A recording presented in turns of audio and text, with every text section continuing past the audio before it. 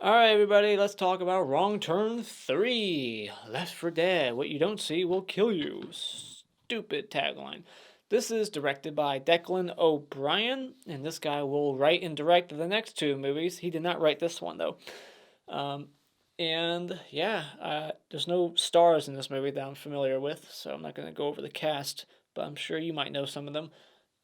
This movie is a simple story.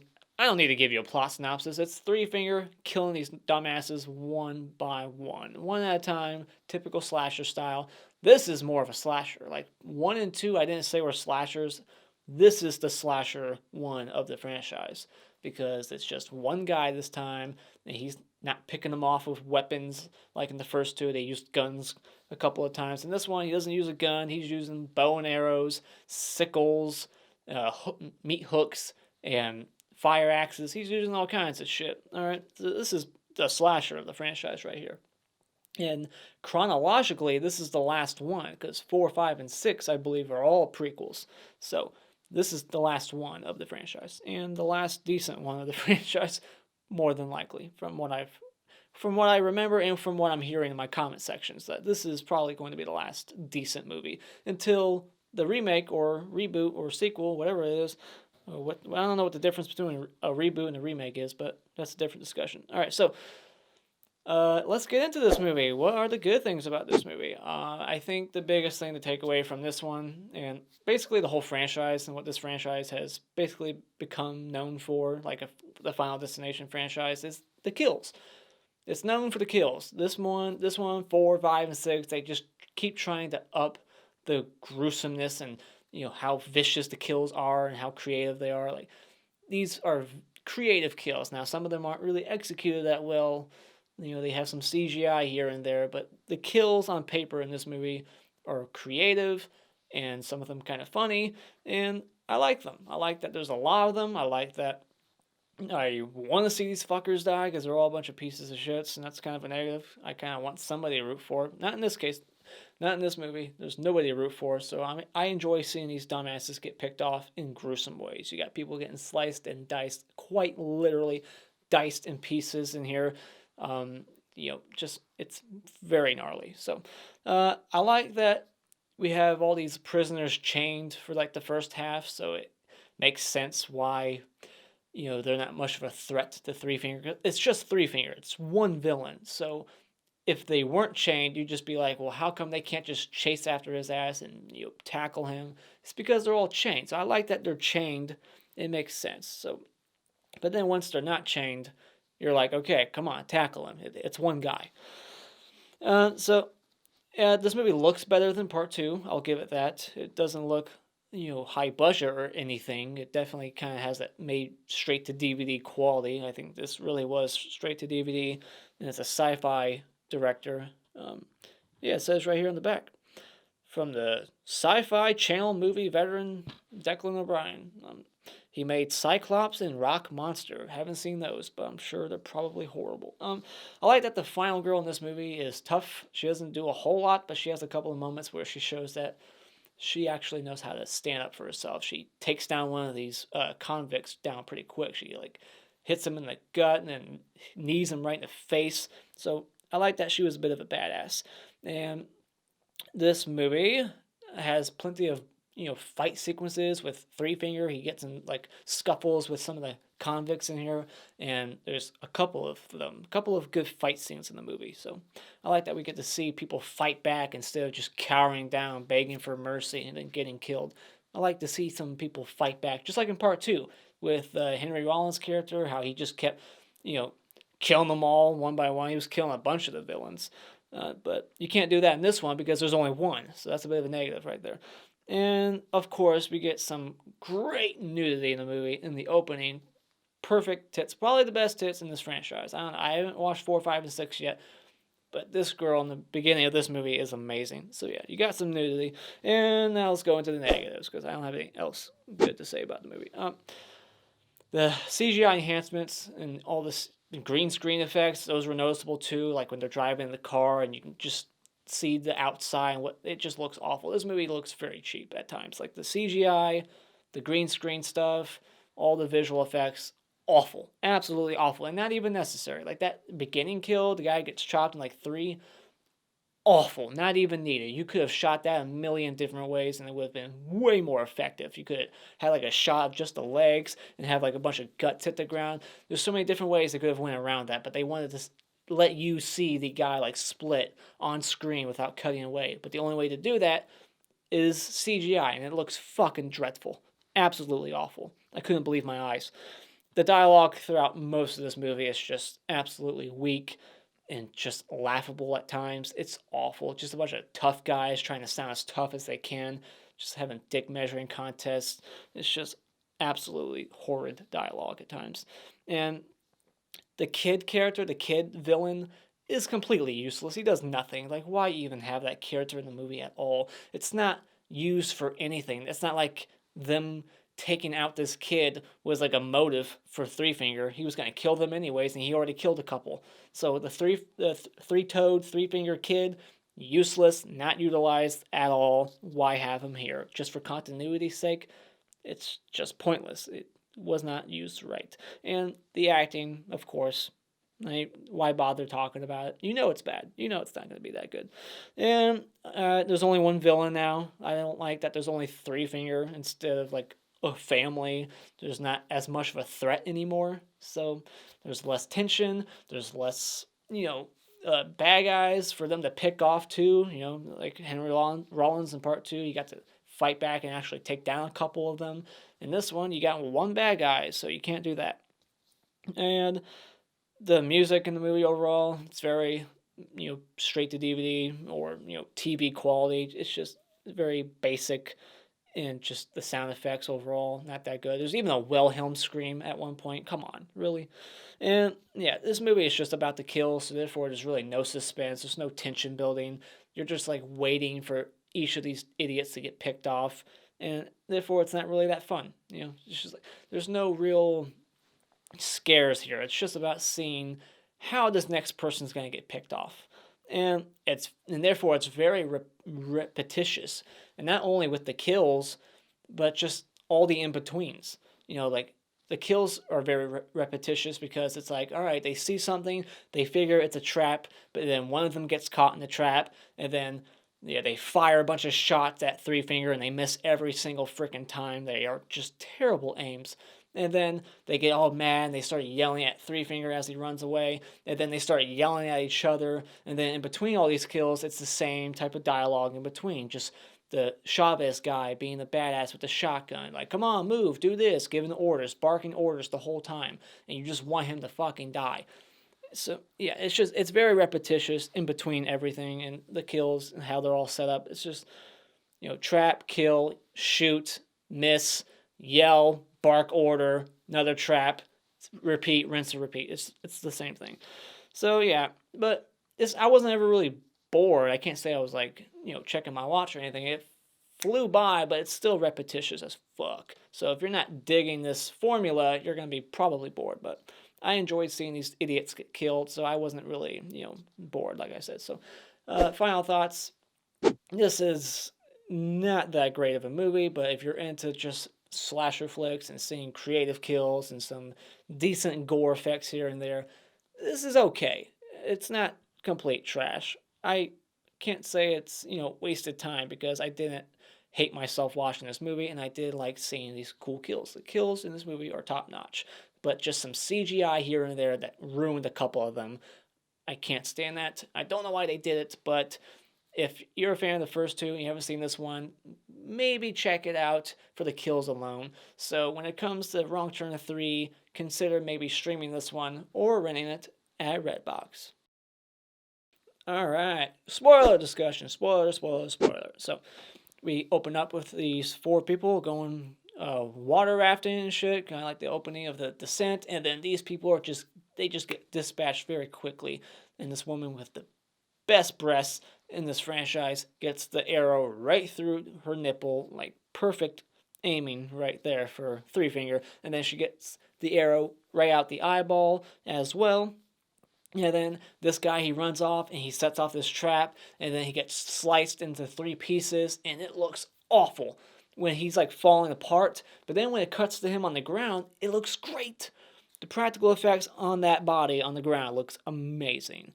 And then the other guy gets like a pole through the mouth, and it's okay. We've seen that kill before. All right, so and then we're introduced to all these prisoner characters, and yeah, we don't care. We don't care about any of these characters. They're having like a dick measuring contest, talking about how tough they are. I could slit your throat if I want. That's bad dialogue. All right, so and then they talk about how they're transferring them a week early because they think Chavez, he's going to have his boys on the outside break him out. And then little do they know, there's somebody else that's going to break them out. Three Finger. Haha. And they introduce this undercover cop who by the end of it does nothing. Absolutely pointless. He never needed to be an undercover cop. He does absolutely zilch. As soon as he shows his hand, he's killed by the scythe. I don't know, all that really went nowhere. So this whole movie, after the whole prison transfer thing starts, is all night. In part 2, the entire movie was shot during the day. This one's basically 90% night. So just the opening is daytime in the prison yard, and then everything's nighttime. So I like that. I like we're back to the creepy woods at night scenes, back to the first movie. So then the one girl is in charge of uncuffing all these, big 300-pound men. It's ridiculous. There's so many things I wanted to write down. I'm going to try to limit myself here, but there's so many stupid things in this movie that I couldn't help but want to point out. They all go into the other room and they're just leaving this one female deputy with 6 other big men uncuffing them before they're even in their cell.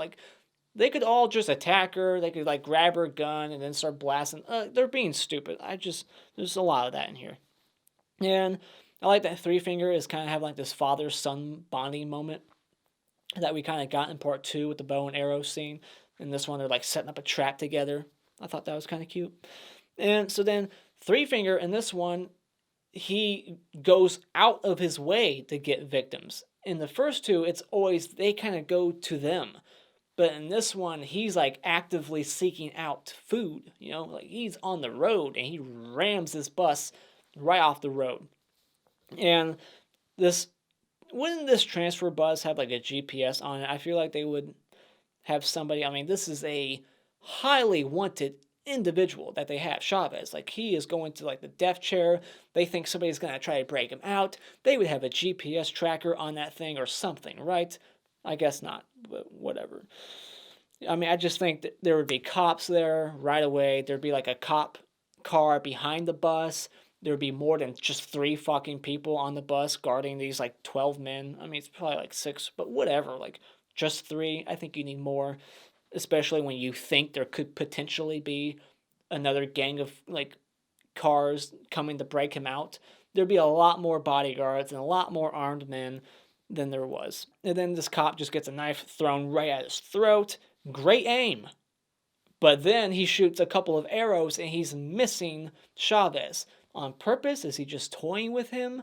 How is his aim so good 1 second and then the next it's just complete shit? Conveniences, convenient writing, that's what I think it is. Because, yeah, I mean, he's so fucking accurate. The tit and the eyeball earlier, and now he's missing this guy who's big. Bullshit. Bull. So yeah, and then he talks of the watchtower in part 1, and I like that they actually go to the watchtower and it's burnt down to the ground. So this is the same exact woods as part 1. They're in the same area. This is continuity, and I like that. And somehow this girl is still alive. She's been running around in the woods for 2 days, she says, and she's still alive. She's still kicking. I don't understand how Three Finger hasn't found her yet. He seems to be everywhere. Everywhere. I mean, I shit you not. He somehow has time to pick off these people one by one, set up these traps, drag dead bodies all the way to his cabin in the woods, go get this deputy in her car while she's investigating a truck, and then also pick off these people. He's just everywhere. It makes no sense, but you have to look past that shit. It's just he is fucking everywhere. And then there's a car that's supposedly been there for decades, but there's fresh looking blood on the windshield. It would look different than the way it looked. It looked like it was fresh blood. But again, wouldn't there be a GPS tracker on that van of gold? And is this van of gold, or is it cash? I think it was just cash, not gold. But still, this is, valuable shit here. It's cash. I mean, there's not a GPS tracker on this van that crashed into the middle of the woods. There's no way it crashed there. It had to be dragged out there personally by Three Fingers. So is it a trap? If so, why wasn't there an actual trap at this car? Like, I would expect when they opened it that there would be like some device in there going off, like a jigsaw game, something. So I don't know what the hell this van is doing out there. Is it there for the purpose of luring people out there? But it's in the middle of nowhere. I don't get the whole van thing. It's just dumb. So then Walker, the other cop, he just gets shot right in the face, and the spy, the undercover cop, does nothing. Like, there's so many moments where he could have like grabbed the gun from like his belt and did his job, but nope, he's useless, like I said. And then they find Three Finger or Three Toed, the kid, and they just kill him right away. They set off one of his traps. It doesn't work, and they cut off his head off camera, put on a spike. Three Finger finds it. He starts crying. I'm gonna get my revenge, as if he needs revenge. His motive is food, not revenge. Like, he didn't need that motivation. He's gonna kill them anyways. Like I said, the whole Three Toe dying right away is just stupid. Like, why was Three Toe in the movie? They don't use him at all. But I did like that Three Finger, he takes the head of his son. Yeah, he uses it like a Pamela Voorhees shrine later on. He has candles all around it. Very Friday the 13th Part 2. And I love that he knocks the girl on her ass, and then quite a few seconds goes by, and then the next time we see her, she's on the ground, just waiting for the good cop to pick her up. I don't know why I said good cop. All the cops in this movie are good. So, but she's like on the ground, and she's like waiting just to be picked off the ground. It was so stupid. I laughed. It's like she was fine. It wasn't like she was knocked unconscious. She just got knocked on the ground, and she's like, I'm just gonna lay here and wait for some knight in shining armor to lift me off the ground, because I can't use my legs on my own. Wow. and then the spy guy, or undercover cop, gets his head sliced halfway off, very Child's Play 3 like, because it's a scythe. And instead of just cutting his feet off at the ankle saw style, and then taking the chain off, they decided to chop his legs off at the kneecap and then carry around his legs. The way the shackles look, they're wide enough to go off the leg. They could have taken those shackles off of those legs, but instead they want to carry these severed legs around the rest of the movie. It was another stupid little thing. And so this guy takes the world's quickest shit ever. He goes, I gotta go take his shit, and we see him 10 seconds later, I just wiped my ass with these $100 bills. But that very quick shit. But at least he's wiping, because everybody in Friday the 13th in those movies, they never seem to wipe their ass in those films. And so Crawford gets killed, and it's an obvious trap, and they know it's a trap, and they just won't all go together up to the tow truck with their guns to get close enough to shoot the fucker in case he is in that truck, which he is.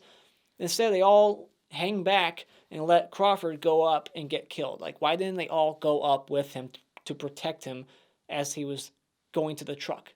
Just another stupid scene. And he gets in the barbed wire trap, and then I like his death on paper, but the way it was shot and the CGI, all that shit, awful. But on paper, pretty cool. He's on the ground being dragged while wrapped in barbed wire. Pretty mean-spirited. And we get this Murtaugh line. The cop literally says, I'm getting too old for this shit. And this movie has a lot of gun cocking, just constantly cocking the shotgun, cocking the gun. It's overdone. It's just I said do it. Just cocking the gun 1,000 times. We get this funny line where he's what should we do with him? And the other guy's fuck him. Leave him.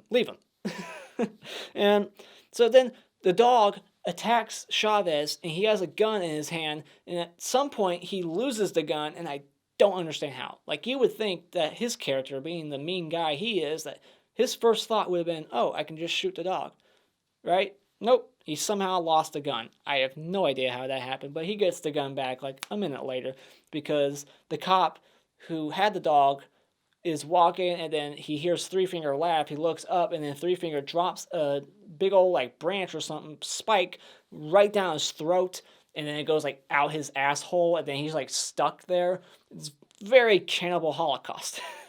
They should have been playing that music over it, that beautiful music. And it was just a hilarious visual, too, just seeing him stuck in that position with the big old stick up his ass, his mouth. And so then, Floyd, he's burning all the money, and then Three Finger comes around, throws a Molotov cocktail at him, and now he's burning with the money. Everything burns. It's not about the money, it's about sending a message. All right, so everybody in this movie, you can tell is British or Irish or Scottish or something. They are so bad at hiding their accents. They're all supposed to be Americans, but every single one of them, I think 90% of this cast is British. And then we see the house that the hillbillies living in, and it doesn't really look like the house all that much in part one. I mean, it was on fire, so I'm assuming he built a new one, but is it the old one? Did he just like clean it up? I don't know. It didn't really look the same.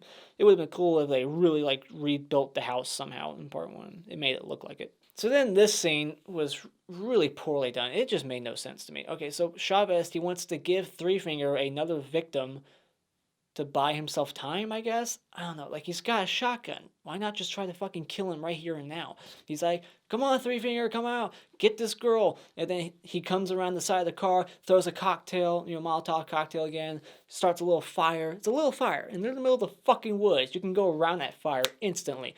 But he grabs the girl, gets in his car, drives off. And, of course, Chavez, he can't use his gun. I don't think he uses it at all. Or if he does, he misses like he always does in this fucking movie all the time. But the other cop who's like liking the girl, wants to save her. He's like, "Oh shit, fire! I can't save her. I gotta like think about it for a couple of seconds," and then he like jumps through the fire.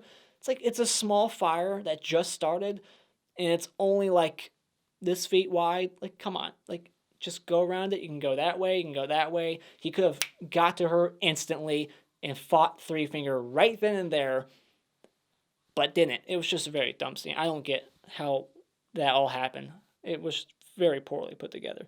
And then we get this brawl with Three Finger and Chavez, and he puts up a good fight. He actually lands one shot, but of course it's like a shoulder shot, like they always do in all these movies. And then he actually like hooks him once, I think, or he hits him with like an axe. So Three Finger for the rest of this movie has a bullet hole in his shoulder and a couple of axe wounds in the other shoulder. Keep that in mind. All right. So then he's fighting him, and he puts the hook on his back, and then hangs him on a tree.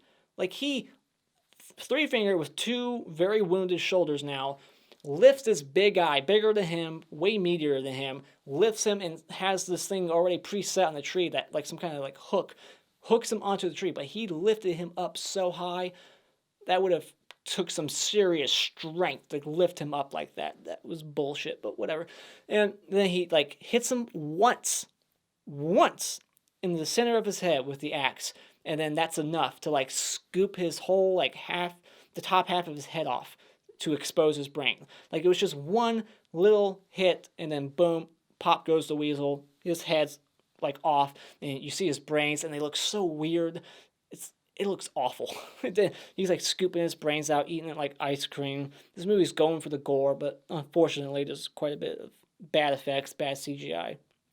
So was Three Finger gonna rape that girl? Because once again, he kidnaps a girl, he takes her back to the house, just like in part 1 and 2. I don't get why they do it. They're all about food. Killing and eating. Not raping, not fucking with them for a while for convenience sake. I don't get it. Was he gonna rape her? He had her like bent over a barrel. Was he gonna bend her over a barrel and show her the 50 states? What movie was that? Horrible Bosses? Alright, so why? Why did he grab her? Why did he take her back alive? It makes no sense. It's like 3 movies in a row. It's a formula now. Just keep one of them alive, and then we'll have a save the day plot for the 3rd act where they gotta go save the princess, Mario style. It's ridiculous. Just kill her. But it seemed like he was going to rape her. And I have to question that. Was he? And then the other deputy, she's just strung up, butt-ass naked. Did he rape her? I mean, I thought maybe he was going to rape her and, like, he's got to replace his son now. They should have went down that route. We could have had, like, a turkey baster thing going on, don't breathe style. Like, he's gonna pump her full of cum to replace his dead kid. This movie could have went for it. I don't know. Like, I feel like they kept setting things up, and then they just go nowhere. I don't know. This movie could have been a lot better. So, yeah, after he kills Chavez, and they get into like a scuffle with him, and he kills the dog. Poor dog. They have him on the ground, and he has a shotgun, and she's like, "Is he dead?" And I'm thinking, well, he sure as fuck is now. But he doesn't shoot him at all. He's like, oh, let's just walk on out of here. It's like, if you're not sure he's dead, make sure he's dead.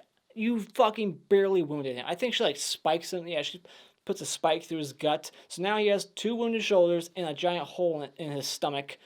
He should be bleeding out. But nope, they drive like a mile down the road. They're driving full speed, probably like 50 plus miles an hour. And then all of a sudden, Three Finger is in the middle of the road with a fire axe and a hook, and then he does some weird like superhero move. He like puts the hook onto the chain of the back of the tow truck and like whips around.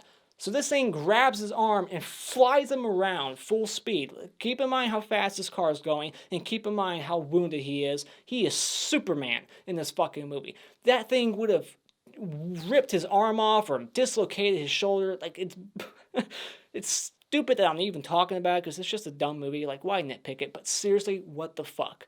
That would have ruined his arm. That would never happen. But yeah, he gets on the back of the car. He's like hacking at the top of the car. It's trying to be intense, but I'm too distracted by the bad green screen effects and all the shots inside the car. I can just tell they're in a soundstage somewhere. It takes me out of the movie. I can't stand it. They crash into a tree. Three Finger goes flying, and then you hear the Wilhelm scream. So that takes me out of the movie. And then, you know, the car's on fire, and it blows up as they're walking away, action movie style.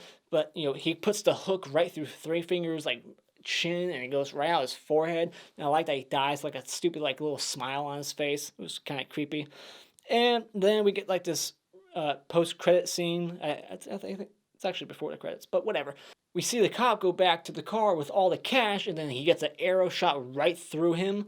And then it's revealed that the other convict who survived, who said, you know, oh, I didn't kill that guy at the bar. I'm an innocent man. Nope.